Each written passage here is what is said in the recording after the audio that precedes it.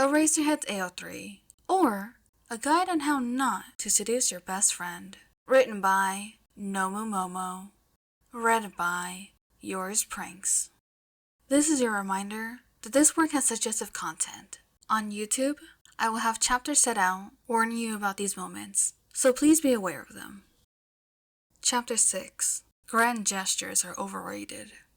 Summary, in which Shouta holds himself to an impossible standard. Hisashi stared at him for a long moment, then burst out laughing. "I fail to see how this is funny," Shouta said, leaning forward so the blood wouldn't drain down his throat. Hey, the rug! Hisashi, still giggling, grabbed a box of tissues and shoved it towards Shouta. "It's got enough of your blood on it as it is, thank you." Shouta grunted his thanks and moved over to the couch, holding a tissue to his bleeding face. Hisashi left for the kitchen. Shouta could still hear him laughing. The blonde eventually got his giggles under control and returned with a bag of ice wrapped in a dish towel. "Let me take a look," he said, crouching in front of Shouta. Shouta removed his hand. Hisashi's face, still a bit pink, was quite close to his own. He looked Shouta over for several long seconds, his teeth whirring at one corner of his lower lip. A razor's breath caught as that familiar tickle built in his throat. Reflexively, he fought to suppress his cough. "Your nose doesn't look displaced," Hisashi said finally, "but the bruising is already starting to show. Here." He gently held the ice pack up to Shota's face. He could feel the petals rising, fighting to escape his lungs. "Thanks." Shouta reached to take the ice. His fingers came to rest over Hisashi's warm hand. The blonde didn't pull away. It would be so easy to stop fighting, to cough it up and be done with it, for better or for worse. Because, of course, as soon as Mike saw the sunflowers, he would know. Hisashi's eyes didn't stop searching Shota's face. He would know exactly who it was that Eraser was in love with. His lungs may very well have been filling up with flowers, the way Shota's breath stopped, the way he felt like he had to let his words out or he would burst. But he was a mess. He could still feel the blood trickling from his nose. This wasn't the right time. Hisashi's free hand appeared with a tissue. With slow, careful movements, he wiped the blood from Shota's face. Maybe Eraser wanted him to know. "Hisashi, I need to tell you." Single ladies blasted suddenly from Hisashi's pocket. They both jumped. "Oh, it's Namuri. I should take this." He handed over the ice with an apologetic look and left the room. Shouta slumped over, stuck a tissue up his nose, and sighed. Ironic that Namuri, of all people, was the one who stopped him from confessing. He wondered if she had any idea about her characterization as the matchmaking friend in Eraserhead Mike Fix. He could hear Hisashi in the next room over, talking to her. Shouta wasn't interested in eavesdropping, but Hisashi paced whenever he was on the phone. So, Shouta couldn't help but catch bits of conversation when he got close. "Next Sunday, yep, at the art museum." Shouta held the ice pack up to his nose and tried to tune him out. He had almost done it just now. For real. He had almost told Hisashi that he was in love with him, and it felt right. He could still taste the words on his tongue, just waiting to be spoken. It was okay that the moment was gone, that he was a mess. If Hisashi felt the same way he did, and with his flirting today, that was an actual possibility. It wouldn't matter. He wouldn't let a poorly timed phone call defeat him. Shouta just needed to get the confession out. He would tell him as soon as he got off the phone. They'd have plenty more time for perfect romantic moments later, maybe even a lifetime. Shouta smiled to himself at the thought. It didn't matter if the first step was wobbly, he just needed to take it. "Yeah, and now that I have my date, all I need to do is get the tux cleaned." Shouta nearly dropped the ice pack. "Date? Shit. It must be that charity gala Hisashi had mentioned a few weeks back. Shit. Shouta kicked himself for not paying more attention at the time. Hisashi had gone on about it quite a bit actually, as if there were some reason that Shouta would be even remotely interested. He realized now that he hadn't considered that Hisashi would need a date. "He's not gonna wait for you forever," Midnight said, idly twirling a drumstick. Fictional Nomuri had a point. It was delusional to think that Hisashi would be single forever. If he was honest with himself, Shouta was surprised that Hisashi hadn't settled down with someone already. "I don't know. Maybe I shouldn't go with someone so hot," Hisashi laughed, still on the phone. "I mean, how am I gonna look in comparison?" Eraser didn't even look at Midnight. His eyes were on Mike, standing across the room, and busy chatting up some fans, who stuck around after the show. He was laughing, all wide smiles and oversized gestures, his long swinging hair caught gold, even in the low-lighted club. He'll look stunning in his tux, Shouta thought. Fuck. This gala was gonna be a problem. Hisashi loved stuff like that. Glitz and glamour and pageantry. Shouta scratched some of the crusted blood off of his stubble and sighed again. How would his unrehearsed living room confession look in comparison to the romantic night he's gonna have at the gala? "I don't know who you're talking about," Eraser grumbled. Midnight bopped him on the head with her drumstick. "You're not the only one who's noticed he's pretty. Someone who knows how to express themselves through more than cryptic lyrics is going to come along soon, and you'll lose your chance." Hisashi walked back into the room, no longer on the phone. "Sorry about that, Sho. You were gonna tell me something?" Shouta pictured stupid handsome guy in Hisashi's arm. He'd have to up his game if he had any chance of competing with that asshole, or whoever else this hot date might be. "It's nothing." For a moment, Hisashi looked almost disappointed. "Okay, well, it looks like the bleeding stopped." He hovered in the doorway. "Let me know if you need anything else then?" Shouta nodded, already back in his thoughts. What if the romantic gala setting was enough to spark something serious between Hisashi and whoever the hell he was bringing as his date? He needed to stop being a coward and confess properly before that happened. The only question was, how? Shouta was in class the next morning, watching over 1A while they filled out their work-study applications. He was still mulling over how to confess. How did people usually do these things? Shouta could see that the students had to handle their task, so he decided to take a much-needed nap. He wriggled into his yellow sleeping bag and sat on the floor, back leaning against the wall. He let his heavy eyelids close and his mind wander. "And here's our next caller to answer tonight's question. Listener, you're on the air with President Mike. Tell me, what's your biggest secret?" A familiar baritone replied, "I've been in love with my best friend for the past 15 years, but I've been too cowardly to ever tell him." For the first time in the history of Put Your Hands Up Radio, there was dead air. It only lasted a few seconds, but anyone who knew the show would know that President Mike was taken aback. When he finally managed to speak, Mike could barely hear his own voice over the pounding of his heart. "How do you know that he's in love with you too?" Shouta pulled the sleeping bag more tightly around himself. A dramatic radio confession was well and good for fictional Shouta, but for real Shouta, making his confession public would elevate the task from difficult to impossible. He didn't like expressing his feelings in front of one person, much less multiple people. God, imagine if his students overheard something like that. It was enough to scare him off the idea for good. His thoughts were just drifting to dreams when Bakugo's voice wrenched him from sleep. "President Mike, why the hell would you want to work with that extra?" Shouta cracked open his eyes. Bakugo was talking to Jiro. "I don't know. He seems cool." The boy snorted. "Have fun shopping for hair products." Shouta didn't bother to get up from his sleeping bag. Half of the class startled when he suddenly spoke. "President Mike is an exceptional choice for work study." They all quieted to listen.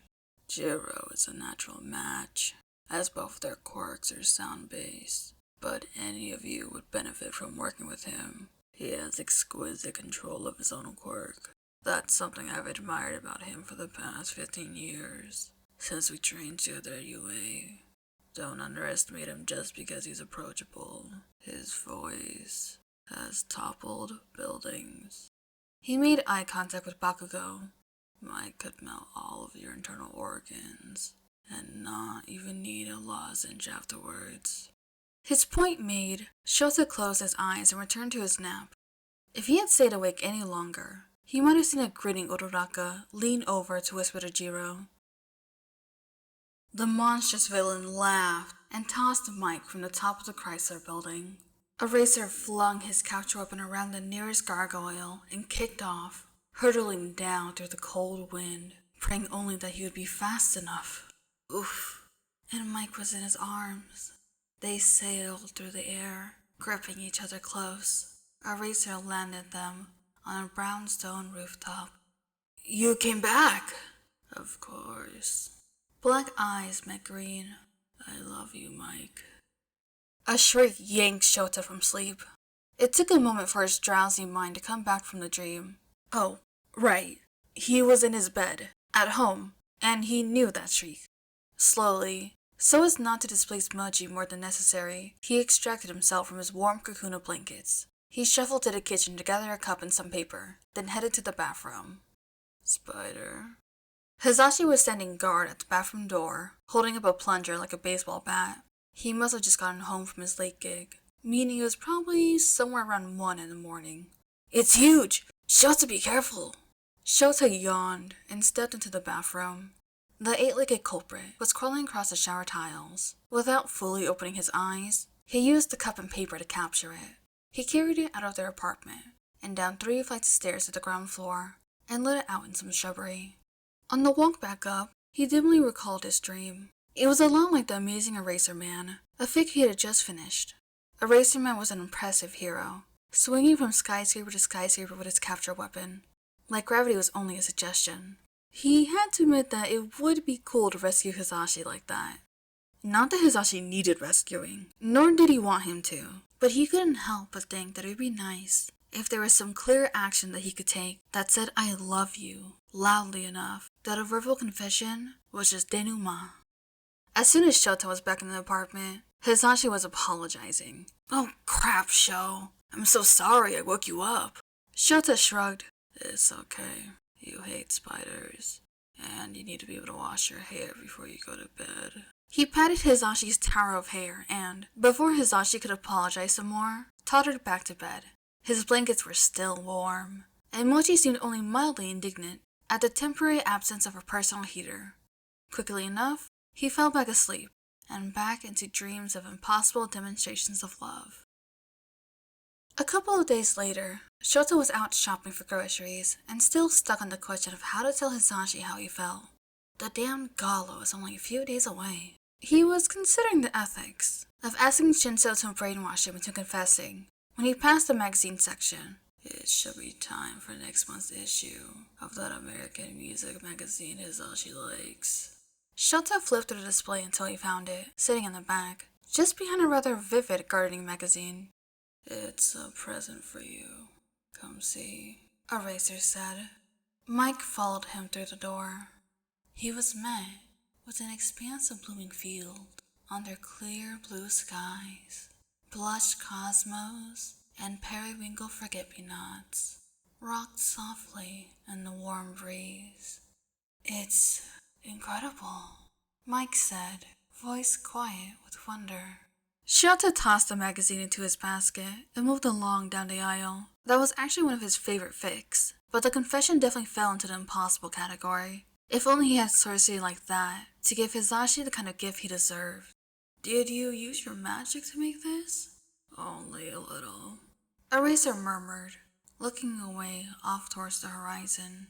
A lovely pink flush dusted his cheeks. Just to help the flowers grow. This place is gorgeous. It's like a dream. Mike took Eraser's hand. He gently pulled him closer until Eraser met his gaze. I feel so at home. If only he were able to create something beautiful like that for Hisashi. Shouta shook his head and turned down the next aisle. He would give him a beautiful home, if only he knew how. He noted that Hisashi's favorite papaya-scented shampoo was back in stock. He grabbed 3 bottles, and squeezed them into his basket, right in between the hearing aid batteries and the blueberry pocky. Really, he thought. As he balanced the matching conditioner on top of his overflowing basket, he wouldn't even know where to start. It had been almost a week since Shouta broke his nose, and he had to admit that he was getting nervous. The gala with the hot date was only a couple days off, but he still hadn't figured out how he should tell Hisashi how he felt. The only ideas that came to mind were either impractical, though near-death confessions had an undeniable appeal, or painfully mundane. Nothing feasible was good enough. He found himself wishing that he could be hit with a truth-telling quirk, so he would be forced to confess and be done with it. Because if he didn't figure this out before the gala, well, who knew? Hisashi could hit it off with his date, and then they would get serious, and then married, and then Shouta would have to move out of the apartment, or it would be weird, and he'd never see Hisashi again. Shouta couldn't let that happen. There was one last thing that he could try.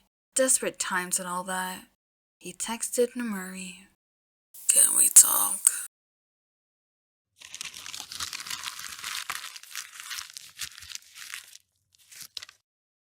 Outtakes. Slash me yelling about how stupid Aizawa is.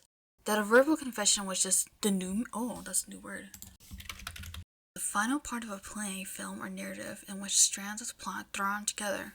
Ooh, that's a good word. Interesting. Okay, I need to look up how to pronounce this. Denouement? Denouement? Denouement. Denouement. Interesting. I learned a new word. Okay, Shouta acts of service Aizawa. Just like, if only there was an action I could take that shows how much I love him without having to say that I love him. When he literally 1 a.m, hardly awake, picks up the spider, goes down, releases it, comes all the way back up, and is like, no, it's fine. It's fine. And he's like, man, if only there was an action I could take. I hate them so much. They're so stupid. He fell back asleep, and back into dreams of impossible demonstrations of love. I hate them so much. You're so stupid! Stupid, stupid, stupid! Oh my god. I hate them. He's so stupid and dumb. Oh my god, I'm just reading ahead. It's so, oh my god. Why? I hate him. He's so dumb. He's like the picture of just all the love languages, and he's like, I don't know how to tell him I love him. You're telling him that you love him already. You're stupid, and I hate you so much. He's so dumb. He's so dumb. Oh my god. Dramatic irony is a curse. It's a curse. Author's note. If you're wondering how Shota's nose got fixed, he brought himself to Recovery Girl's office before class the morning after the incident. She healed him easily enough. His nose, at least. His dignity was a lost cause. How did you manage to break your nose? Yoga mishap. Huh? Yoga mishap. So that's what they're calling it nowadays? I hope you don't mind me rambling so much. It's just dramatic irony of Aizawa clearly displaying these acts of love and being like, man, I don't know. It's weird. I feel like I don't show him that I love him. And it's so obvious. We are delineating how obviously that you do so many acts for him that show how much you love him. But you're both too delusional and not realizing that you love each other. But of course, I hope you enjoy listening to this podfic. I will see you when I do. Toodaloo!